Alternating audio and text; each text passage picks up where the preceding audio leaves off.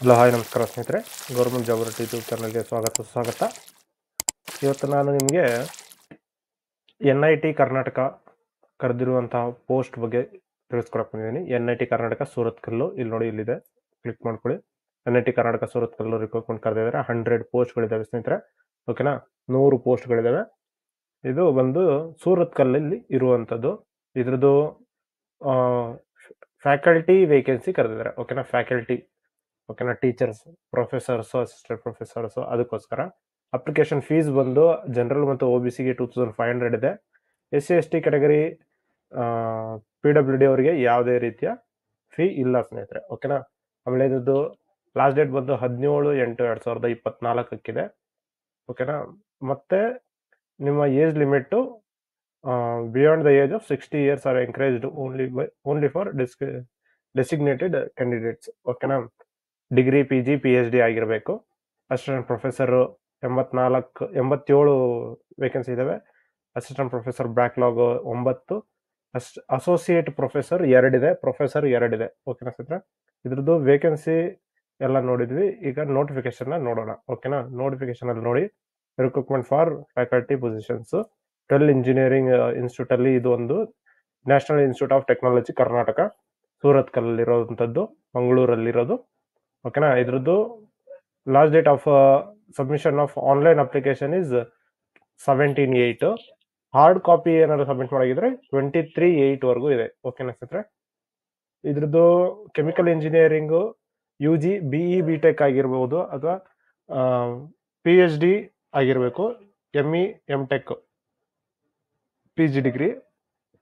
Area of speciality biotechnology, biochemical engineering, AML in chemical, environmental and biotechnology, application engineering and environmental engineering, processing infection ಇದರಲ್ಲಾಗಿದ್ದರೆ ಅವರು chemical engineering ಡಿಪಾರ್ಟ್ಮೆಂಟ್ಗೆ apply ಮಾಡ್ಬೋದು. Chemistry ಇದೆ, BSc in chemistry ಆಗಿರಬೇಕು, ಅಥವಾ PG in chemistry, ಅದೇ PG ಆದರೆ MSc in chemistry, PhD ಆಗಿರಬೇಕು. ಫಿಸಿಕಲ್ ಕೆಮಿಸ್ಟ್ರಿ, ಇನ್ಆರ್ಗಾನಿಕ್ ಕೆಮಿಸ್ಟ್ರಿ ಆಗಿರಬೇಕು. ಮತ್ತು civil engineering BSc, BTech civil engineering ಆಗಿರ್ಬೋದು. BSc ಅಲ್ಲಿ geology, applied geology, earth science, ಅಥವಾ BTech ಇನ್ ಸಿವಿಲ್ ಇಂಜಿನಿಯರಿಂಗು. PGದಲ್ಲಿ MSc ಮತ್ತು MTech ಇದರಲ್ಲಿ ಸಿವಿಲ್ ಇಂಜಿನಿಯರಿಂಗ್ ಆಗಿರಬೇಕು. ಮತ್ತು ಕಂಪ್ಯೂಟರ್ ಸೈನ್ಸ್ ಅವರು ಕೂಡ BE, BTech ಮತ್ತು ME, MTech. ISC, IT, CSC ಇದಿಷ್ಟು ಆಗಿರಬೇಕು. DBMS ಇದೆಲ್ಲ quantum ಕಂಪ್ಯೂಟಿಂಗು, AML, networking, software engineering ಇದೆಲ್ಲ ಆಗಿರಬೇಕು.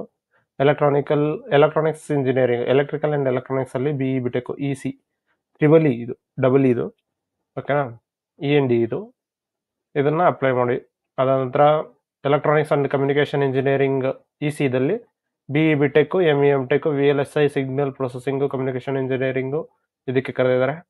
ಅದ ನಂತರ IT ಕರೆದಿದ್ದಾರೆ. ಮತ್ತು MA mathematical and computational science ಇದಕ್ಕೆ ಕರೆದಿದ್ದಾರೆ. ಮತ್ತು ಮೆಕ್ಯಾನಿಕಲ್ ಇಂಜಿನಿಯರಿಂಗ್ ಕರೆದಿದ್ದಾರೆ, ಮೆಟ್ರಾಲಜಿ ಕರೆದಿದ್ದಾರೆ, mining engineering, physics, humanities, social science and management, water resources and ocean engineering ಇದೆಲ್ಲ BE, BTech, ಸಿವಿಲ್ಲು, ಮತ್ತು ಬ್ಯಾಚುಲರ್ಸ್ ಇನ್ ಆರ್ಟ್ಸು, BA, ಅದ ನಂತರ BSc ಇದಿಷ್ಟು ಆಗಿರಬೇಕು ಸ್ನೇಹಿತರೆ, ಓಕೆನಾ. ಅದ ನಂತರ ರೆಗ್ಯುಲರ್ ಕ್ಯಾಟಗರಿ ವೈಸ್ ಕೂಡ ಇದೆ, ಯಾವ್ಯಾವ ಡಿಪಾರ್ಟ್ಮೆಂಟಿಗೆ ಎಷ್ಟೆಷ್ಟು ವೇಕೆನ್ಸಿ ಇದೆ ಅಂತ ಹೇಳ್ಬಿಟ್ಟು ಕೊಟ್ಟಿದ್ದಾರೆ ಸ್ನೇಹಿತರೆ. ಮತ್ತು PWD ಕ್ಯಾಂಡಿಡೇಟ್ಸ್ ಕೂಡ ಅಪ್ಲೈ ಮಾಡಬಹುದು, ಓಕೆನಾ. ಇದ್ರದ್ದು ಫೀಸ್ ಬಂದು 2500 ರೂಪಾಯಿ ಇದೆ ಫೀಸು, ಜನರಲ್ಲು ಮತ್ತು OBC ಅವರಿಗೆ. SC/ST PWDಗೆ ಯಾವುದೇ ರೀತಿಯ ಫೀಸ್ ಇಲ್ಲ. ಫೀ ಯಾವ ರೀತಿ ಪೇ ಮಾಡಬೇಕಂದ್ರೆ online from bank, paid online from a bank or through NEFT, RTGS.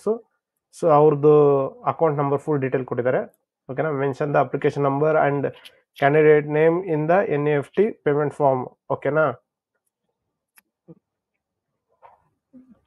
ಆಮೇಲೆ ಪ್ರಿಂಟೆಡ್ ಹಾರ್ಡ್ ಕಾಪಿ ಅಪ್ಲಿಕೇಶನ್ನ ಕಳಿಸ್ಬೇಕಾಗಿರೋದು ರಿಜಿಸ್ಟರ್ಗೆ, national institute of technology Karnataka, NITK, Surathkal, Mangaluru 25, ಓಕೆನಾ. ಇದಿಷ್ಟು ಮೇನು. ಅದಾದ ನಂತರ ಇಂಪಾರ್ಟೆಂಟ್ ಇನ್ಸ್ಟ್ರಕ್ಷನ್ಸ್ ಅಂದರೆ ಇಂಡಿಯನ್ ಆಗಿರಬೇಕು, ಮತ್ತು NIT ಏನು ವೇರಿಯಸ್ ಡಿಪಾರ್ಟ್ಮೆಂಟ್ಸ್ ಇದೆಯಾ ಆ ಡಿಪಾರ್ಟ್ಮೆಂಟ್ಸ್ಗೆ ಅಪ್ಲೈ ಮಾಡಬಹುದು. ಫ್ಯಾಕಲ್ಟಿ ಪೊಸಿಷನ್ಸ್ಗೋಸ್ಕರ professor, assistant professor, associate professor, PhD ಆಗಿದ್ರೆ ಒಳ್ಳೆಯದು. ಅದ ನಂತರ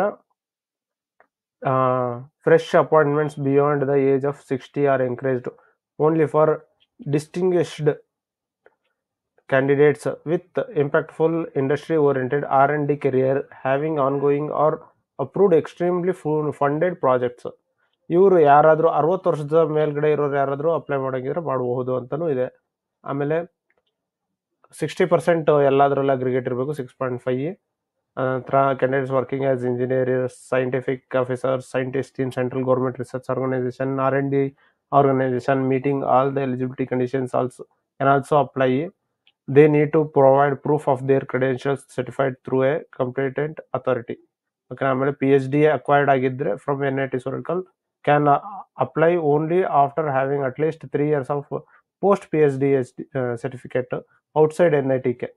ಓಕೆನಾ, ಅಂದರೆ NITK ಅಲ್ಲೇ ಯಾರಾದರೂ PhD ಮಾಡಿದರೆ ಅವರು 3 ವರ್ಷ ಆಚೆ ಕೆಲಸ ಮಾಡಿರಬೇಕು, ಅವರು ಅಪ್ಲೈ ಮಾಡ್ಬೋದು ಅಂತ ಇದೆ. ಓಕೆನಾ, ನಂತರ ಇದೆಲ್ಲ ಎಕ್ಸ್ಪೀರಿಯನ್ಸ್ ಪರ್ಸನ್ಸ್ಗೋಸ್ಕರ ಇರೋದು. ಚೆಕ್ ಮಾಡ್ಕೊಳ್ಳಿ. ಫುಲ್ ಅಪ್ಲಿಕೇಶನ್ ಫಾರ್ಮು ಅದು ಎಲ್ಲದನ್ನು ನೀವು ಎನ್ಕ್ಲೋಸ್ ಮಾಡಬೇಕು. ಇದೊಂದು ಫಾರ್ಮ್ನ ತೊಗೊಂಡು ಎನ್ಕ್ಲೋಸ್ ಮಾಡ್ಕೊಳ್ಳಿ. ಮತ್ತು ಆನ್ಲೈನ್ ಮುಖಾಂತರ ಅಪ್ಲೈ ಮಾಡ್ಬೋದು. ಇಲ್ಲಿ ಅಪ್ಲೈ ಆನ್ಲೈನ್ ಇರ್ತದೆ, ಕ್ಲಿಕ್ ಮಾಡಿದ್ರೆ ಇಲ್ಲಿ ಬರುತ್ತೆ. ಇದರಲ್ಲಿ ನೀವು ಅಕೌಂಟ್ನ ಸೈನ್ ಅಪ್ ಮಾಡಿ ಲಾಗಿನ್ ಮಾಡಿ ಫ್ಯಾಕಲ್ಟಿ ರಿಕ್ರೂಟ್ಮೆಂಟ್ ಪ್ರೋಗ್ರಾಮ್ ನೋಡಿ. NITK ಪ್ಲಾಟ್ಫಾರ್ಮ್ ಬಂದು recruit.nitk.ac.in ಈ ಒಂದು ವೆಬ್ಸೈಟಲ್ಲಿ ನೀವು ಚೆಕ್ ಮಾಡ್ಕೊಳ್ಳಿ. ಓಕೆನಾ ಸ್ನೇಹಿತರೆ, ಇನ್ನಷ್ಟು ನಿಮಗೆ ಮಾಹಿತಿ ಬೇಕಾದರೆ ಕಮೆಂಟ್ ಮಾಡಿ ಸ್ನೇಹಿತರೆ. ಹಾಗೆ ವಿಡಿಯೋ ಇಷ್ಟ ಆದರೆ ಲೈಕ್ ಮಾಡಿ, ಶೇರ್ ಮಾಡಿ, ಹಾಗೆ ಸಬ್ಸ್ಕ್ರೈಬ್ ಮಾಡ್ಕೊಳ್ಳಿ. ಯಾರಾದರೂ ಅಪ್ಲೈ ಮಾಡೋ ಹಾಗಿದ್ರೆ ಅಪ್ಲೈ ಮಾಡ್ಬೋದು. ಮತ್ತು ಬೇರೆ ಬೇರೆ ವೆಬ್ಸೈಟ್ ಲಿಂಕ್ಗಳು ಇದರಲ್ಲಿ ಡಿಸ್ಕ್ರಿಪ್ಷನ್ ಕೊಟ್ಟಿರ್ತೀನಿ, ಚೆಕ್ ಮಾಡ್ಕೊಳ್ಳಿ. ಅದ ನಂತರ ನಮ್ಮ ವಾಟ್ಸಪ್ ಗ್ರೂಪ್ ಇದೆ, ಜಾಯ್ನ್ ಆಗಿ. ನಿಮಗೆ ಇನ್ನಷ್ಟು ಮಾಹಿತಿಗಳು ತಕ್ಷಣವೇ ಸಿಗುತ್ತೆ ಸ್ನೇಹಿತರೆ. ಓಕೆನಾ, ಧನ್ಯವಾದ.